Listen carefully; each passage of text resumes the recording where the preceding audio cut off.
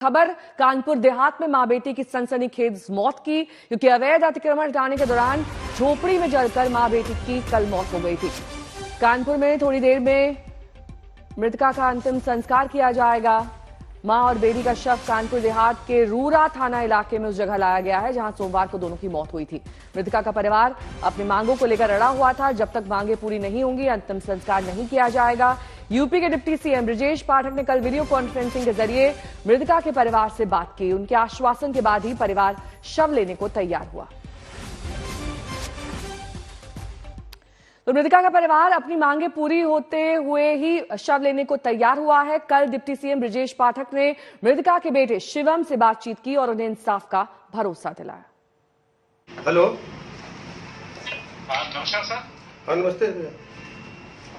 हाँ सर, हमारे साथ हम इस गांव में हैं सर, और हमारे साथ परिवार के जो बेटे हैं शिवम है और दूसरा छोटा बेटा अंश है सर जी। और शिवम के पति जी भी है, बच्चे भी है सर जी। मैं शिवम को मैं दे रहा हूँ सर, तो बात करेंगे सर। हेलो, हाँ शिवम, ये घटना बहुत दुखी करने वाली है। हम एकदम बहुत ही ज्यादा हम दुखी हैं। हम पूरी तरह से तुम्हारे साथ हैं। जब से हमने सुना है तब से लगातार हम कार्रवाई करने के लिए काम कर रहे हैं। सारे जो जिम्मेदार लोग हैं उन पर एफआईआर दर्ज हो गई है 302 की। हम कड़ी कार्रवाई करें, किसी को नहीं बख्शेंगे। तो हमारे परिवार के सदस्य हो, ये लड़ाई हमारी है। हम तुम्हारे साथ खड़े हैं, पूरी सरकार तुम्हारे साथ खड़ी है। ठीक, घबराना एकदम नहीं। और जो तुम्हारी मांगे हैं उन पर हम गंभीरता पूर्वक काम करेंगे और हर स्थिति में हम तुम्हारे साथ खड़े हैं। बिल्कुल तुम अपने आप को यह मत समझना तुम मेरे परिवार के मेंबर हो, ठीक है ना।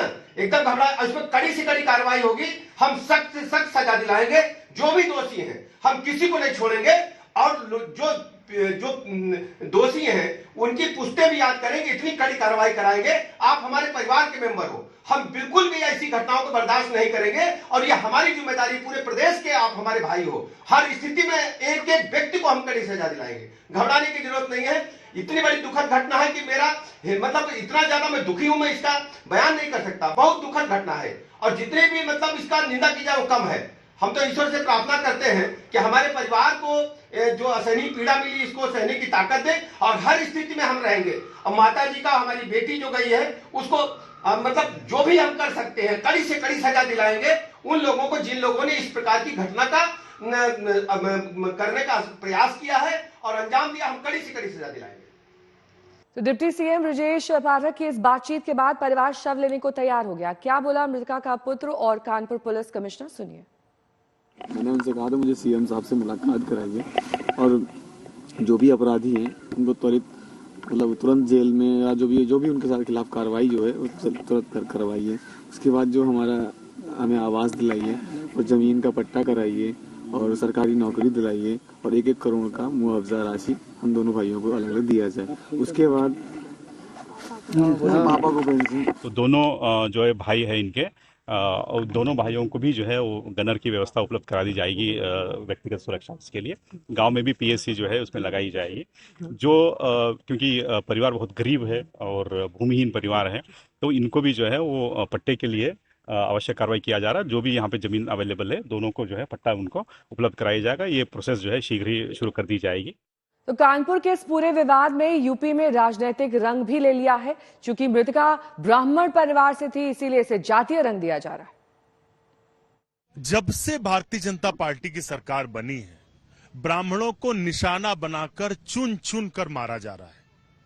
क्या अतिक्रमण हटाने के लिए सिर्फ वही परिवार बचा था जहां पर ब्राह्मण बस्ती थी, जहां ब्राह्मण परिवार था? क्या प्रदेश में अतिक्रमण शून्य हो गया है?